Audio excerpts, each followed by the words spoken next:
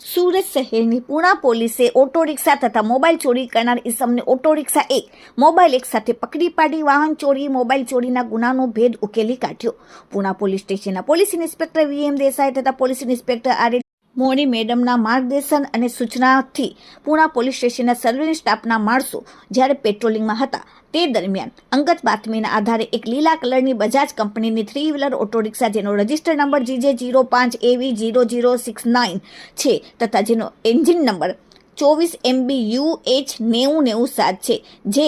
આશરે કિંમત ₹40,000 ગણી શકાય તથા એક કાળા કલરનો ટેકનોસ્પાર્ક કંપનીનો મોબાઈલ ફોન જેની કિંમત ₹8,000, કુલ કિંમત ₹48,000ની મતાના મુદ્દામાલ સાથે એક આરોપીને પકડી પાડેલ, જેનું નામ છે રમેશ ઉર્ફે રાજુ જયમીલ પટેલ, ધંધો મજૂરી કામનો, રહેવાસી આયમાતા બ્રિજ નીચે જાહેરમાં રોડ ઉપર પૂણા સુરત અને મૂળ વતન તાલુકો નડિયાદ જિલ્લો ખેડાવાળાને પોલીસે પકડીને વાહન ચોરી તથા મોબાઈલ ચોરીના લિંબાયત પોલીસ સ્ટેશનના વાહન ચોરીના અનડિટેક ગુનાનો ભેદ ઉકેલી કાઢ્યો. Bureau report, daily India TV, Surat.